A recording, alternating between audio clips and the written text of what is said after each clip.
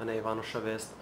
Bi vas vprašal, omenili ste tako imenovan greening in me zanima, ali bo potem del teh sredstev, ko je že namenjen Bangladešu in Indiji, šel neposredno v razvoj in izgradnjo tehnologij čistejših v teh državah. Pri tem, ko govorimo o tem greeningu razvojne pomoči, govorimo tudi o ustvarjanju partnerskih odnosov med državami.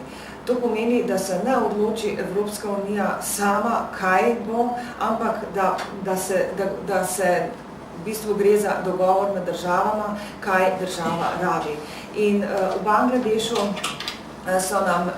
so nas opozorili pravzaprav na dvoje, da bi si oni želeli sodelovanje tako za ukrepe, ki omejujejo posledice podnebnih sprememb zdaj, in da si želijo tudi sodelovanje na področju omejevanja ogrevanja. Se pravi, ne vem, ako poznate ta dva izraza, zelo velikrat so v zvezi z podnebnimi spremembami omenjata angleška izraza adaptation in mitigation.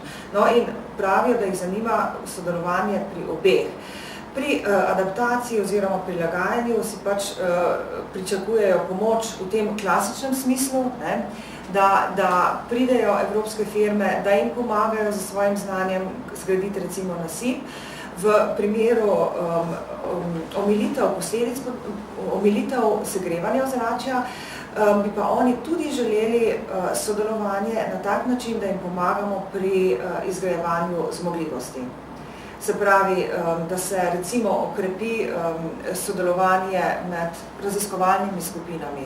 In tu smo nekaj že naredili v tem mandatu Evropskega parlamenta in komisije, recimo pri oblikovanju 7. okvirnega programa.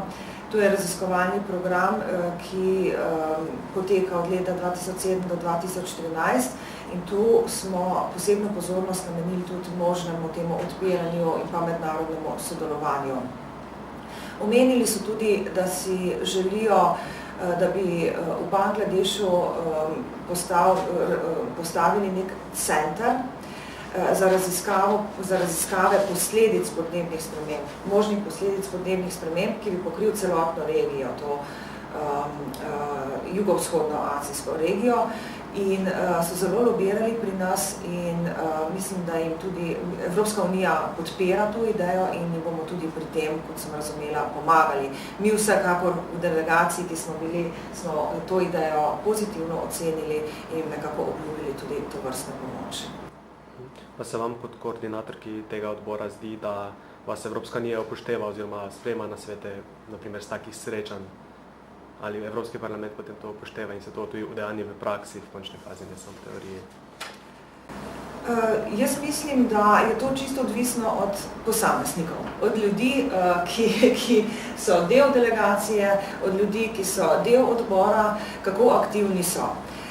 Ali je nekdo, ki je v delegaciji dovolj resen, dovolj odprt, da domačinom prisluhne, da je odprt na razpravo in da je potem tudi pripravljen na odboru določene stvari zagovarjati. Glede na to sestavo delegacije, ki smo jo imeli zdaj v Indiji in Bangladešu, sem jaz optimistka, ker je bila zelo dobro sestavljena. Sestavljali smo jo poslanci 3 največjih političnih skupin. Tako da jaz pričakujem, da bomo to upoštevali, tako kot smo tudi upoštevali pri svojih razpravah in pri oblikovanju dokumentov to, kar smo se naučili na Kitajskem. Seveda pa en obisk ni dovolj, ampak morajo biti ta izmenjava mnenj, obiskov, srečanj, pač mora doseči vse določeno kritično maso, da se lahko pogovarjamo in dosežemo nek dogovor. Konec koncev, po moje, ta kritična masa bila dosežena v lanskem letu in dokaz za to se mi zdi prav dogovor na Baliju, ki ga ocenjujem kot izredno pozitivnega. Kako ste lahko sprejeli recimo trditev? Seveda tam je mnogoljudna država, kjer na prebivalca merjenju seveda bom rekel to nekompatibilno z evropskim sistemom merjenja, ne?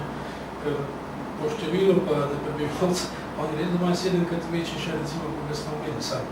Če to pravo merilo, ki se ga mora lahko uveljavljati. Ne, tega mi nismo sprejeli. Sej namen našega obiska tudi je bil, da se določene stvari dogovorimo, ampak izmenjava stališč. In tega naša delegacija, moram reči, ni sprejela in ni mogla sprejeti. in ravno to smo postavljali tudi pod vprašaj. Se lahko tudi omenim primer, v Indiji smo bili izredno dobro medijsko pokriti, s predsednikom sva imela enourni intervju za njihov parlamentarni kanal, izredno obiskano tiskovno konferenco in seveda smo vedno prišli na to vprašanje, kje zdaj lahko najdemo skupno točko in kako lahko mi zahtevamo, da oni znižajo absolutne izpuste toplogrednih plinov, če imajo pa toliko nižje na glavo. Ampak midva sva pa dejala takole. Indija je ogromna država in če vi zdaj zastopate stališče, da lahko svoje izpuste na glavo za 7-krat povišate, ali veste, kaj to pomeni? Ali veste, kako velik delež bodo vaši izpusti predstavljali v celoti izpustov na svetu? Mislim, da si nihče od nas to ne želi, da si nihče od nas tega ne želi, še posebej, ker bodo tudi oni v Indiji čutili po moje precej večje posledice, kot jih bomo verjetno mi v Evropi, ker se bomo nekoliko lažje prilagodili, ker imamo več znanja na tem področju.